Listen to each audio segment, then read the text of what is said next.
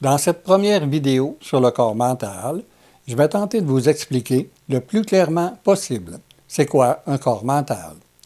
Je vais aussi vous démontrer comment ces énergies émotives et rationnelles, en se liant aux énergies du corps physique, créent des mémoires intérieures qui conditionnent l'humain à une existence prédéfinie.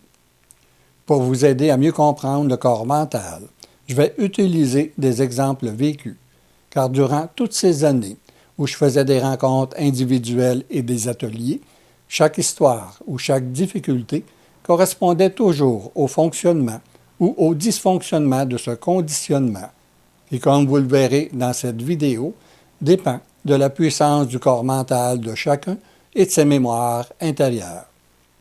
D'ailleurs, chaque exemple que je vous montre dans cette vidéo est légèrement modifié ou incomplète afin de préserver la confidentialité de ces personnes.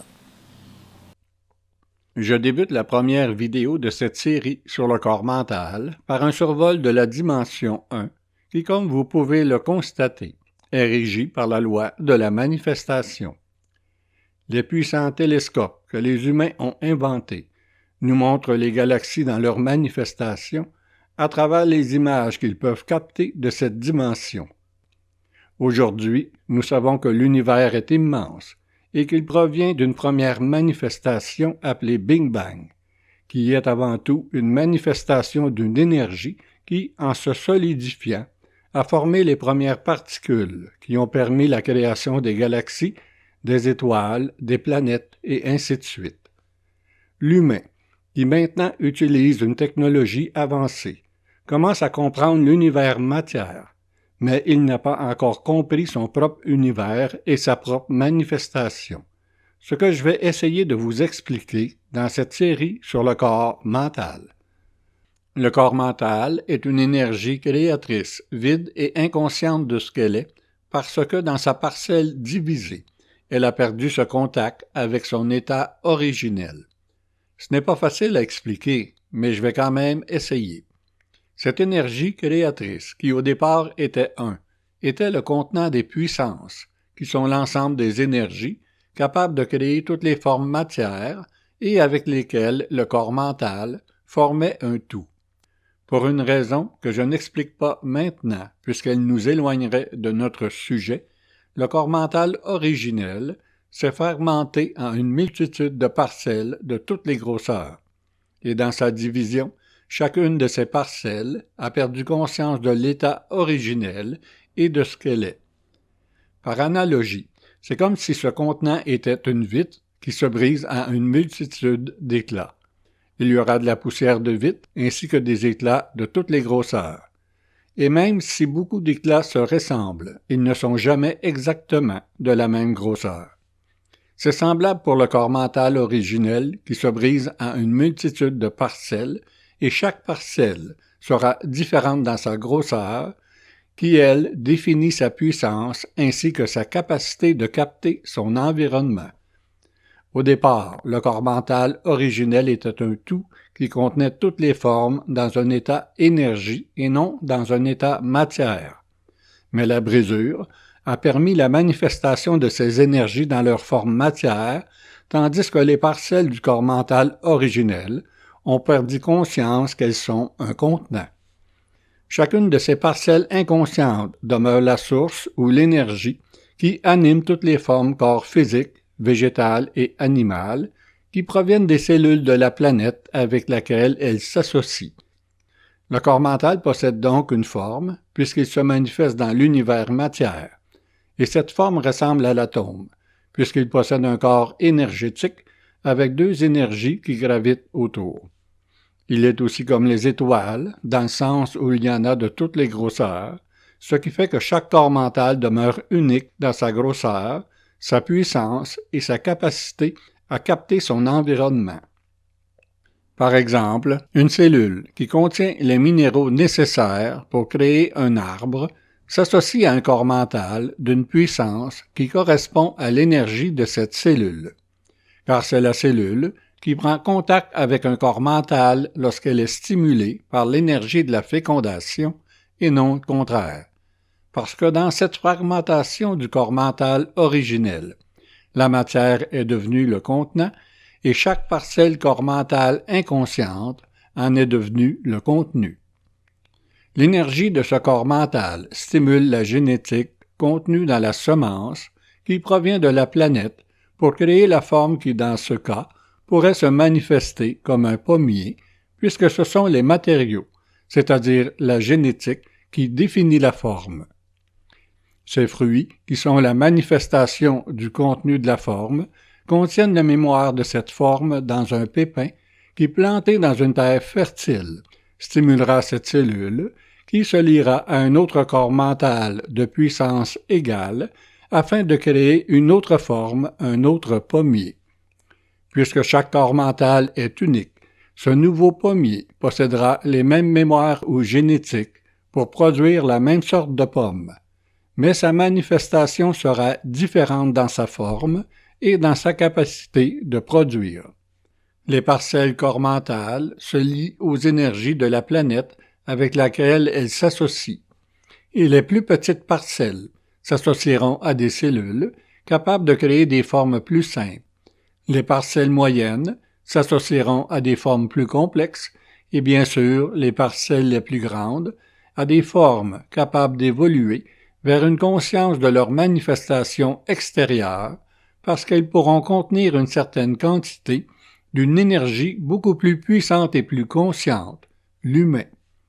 Que ce soit pour la forme corps physique ou pour le corps mental, ce qui est important à comprendre, c'est qu'un contenu provient toujours d'un contenant. La cellule est le contenu du fruit ou de l'ovule. Les planètes sont le contenu du système planétaire, qui lui est le contenu de la galaxie, qui elle demeure le contenu de l'univers, qui lui-même est un contenu. Tout est partout pareil, et sur la Terre, la pomme vient du pommier, qui lui vient du pépin, qui lui vient de la pomme. Alors qui vient en premier, l'œuf ou la poule? Ce sont les minéraux, qui sont le contenu de la planète, qui, en s'associant aux éléments, vont créer la forme cellulaire, qui, elle, sera le contenu du corps physique. C'est le même principe pour l'humain, sauf que la semence est l'ovule, qui forme un corps physique lorsque cette cellule est stimulée par le spermatozoïde. Cette cellule s'associe à un corps mental, qui, dans sa puissance, correspond à l'énergie de la fécondation, et il formera un corps physique qui correspond à la génétique contenue dans cette cellule, selon le lien de cette cellule avec les puissances de la planète. L'énergie créatrice du corps mental utilisera la génétique des deux corps physiques pour créer un corps physique unique qui possédera les caractéristiques de la race et de la famille. La cellule se lie à un corps mental parce qu'elle possède aussi, de par son lien avec les puissances de la planète, un lien avec l'état originel, où elle dépendait de l'énergie du corps mental originel. Ainsi, chaque parcelle corps mental, peu importe sa puissance, est devenue le contenu de la matière, et la matière dans ses puissances en est devenue le contenant. Difficile à comprendre, mais je l'explique plus en détail dans une vidéo sur les puissances de nos ateliers. Si vous comprenez ce principe, vous comprenez aussi que le but de la manifestation de chaque parcelle corps mental, c'est de par l'expérience physique, devenir d'abord conscient de ce qu'elle est en tant que parcelle corps mental et de sa puissance, mais surtout de son lien avec l'état originel, afin de pouvoir consciemment s'y relier. Comme Einstein nous l'a démontré, l'univers matière possède des lois définies par l'énergie originelle, son contenant. La mécanique quantique nous démontre que ces lois sont aussi soumises au hasard, c'est-à-dire à des changements imprévus, puisque dans sa manifestation, ces formes matières deviennent le contenant de l'énergie originelle, ce qui transforme ces mêmes lois de l'univers et peuvent ainsi les rendre dépendantes de l'environnement matière. Cette dépendance crée le hasard, et pour créer toutes les formes vivantes qui proviennent des puissances de l'univers, la planète, lorsqu'elle se forme, doit posséder tous les minéraux nécessaires à l'élaboration de la vie microbienne et cellulaire, mais aussi un système planétaire complet qui gravite autour d'une étoile assez, mais pas trop puissante pour permettre le développement de formes de plus en plus complexes. Si la loi du hasard permet que tous ces éléments soient présents, une quantité de parcelles corps mentales équivalent à la capacité de cette planète à produire des formes vivantes se lieront à cette planète, parce que même dans l'inconscience, les formes matières et les parcelles corps mentales possèdent toujours ce lien avec l'état originel. Ces parcelles corps mentales qui n'appartiennent pas à l'univers matière s'installeront autour de la planète afin de se lier avec les corps matières et ainsi permettre une évolution des formes de plus en plus complexes et capables de prendre contact avec une énergie beaucoup plus puissante, l'humain. Alors, comment ces parcelles corps mentales peuvent-elles exister dans la matière et autour de la planète sans qu'on les voie? Je vais faire une comparaison avec l'électricité. Vous pouvez voir le câble qui transporte l'électricité, mais vous ne voyez pas le courant puisqu'il est énergie. Par contre, vous pouvez voir sa manifestation, qui sera une lumière qui s'allume ou un appareil qui se met à fonctionner. Dans la série de vidéos sur le corps psychique, vous verrez que la vision de l'humain n'est axée que vers l'extérieur. Il peut donc voir la manifestation du corps mental, comme je vais vous le démontrer dans cette série de vidéos. Par contre, comme pour l'électricité, il ne peut voir l'énergie, sauf dans certains cas particuliers. En effet, même si l'humain demeure inconscient de ce qu'il est, il peut ressentir ce lien énergétique du corps physique avec le corps mental. Ce lien que l'humain appelle échelle de Jacob ou encore tunnel de lumière lorsque certaines personnes vivent un état de mort imminente, est en fait le lien énergétique que possède le corps mental avec le corps physique, et la puissance de cette lumière dépend de la puissance de ce corps mental. L'humain qui ignore l'existence du corps mental ne peut concevoir cette réalité, et il se liera à des formes religieuses, spirituelles ou scientifiques pour expliquer cette présence.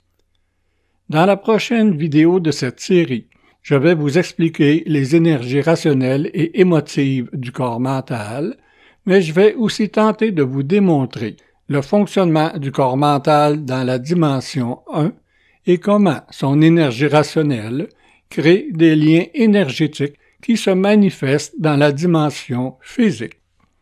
Par exemple, un humain pense à quelqu'un avec qui il est lié émotivement. Selon la puissance de ce lien, qui établira le temps avec lequel ce lien se manifestera dans la matière, le téléphone sonne et c'est cette personne à laquelle il pensait qui appelle. Vous comprendrez mieux ce fonctionnement tout au long de cette série de vidéos. Dans les prochaines vidéos, vous pourrez constater que l'énergie contenue à l'intérieur du corps mental lui permet non seulement de capter l'environnement où l'humain naît, mais aussi de programmer des événements afin de tenter de l'éveiller à ce qu'il y a de plus grand en lui, l'énergie de l'humain. Dans la prochaine vidéo, je vais vous expliquer comment l'énergie rationnelle du corps mental crée des mémoires intérieures qui conditionnent l'humain à vivre seulement des événements que ces mémoires connaissent. Je vous montrerai aussi que l'énergie émotive du corps mental crée des modes de fonctionnement selon l'événement qui stimule la mémoire connue. Encore là, j'utiliserai des exemples vécus pour vous aider à mieux comprendre votre propre fonctionnement. Je vous donne rendez-vous la semaine prochaine pour la suite de cette série de vidéos sur le corps mental.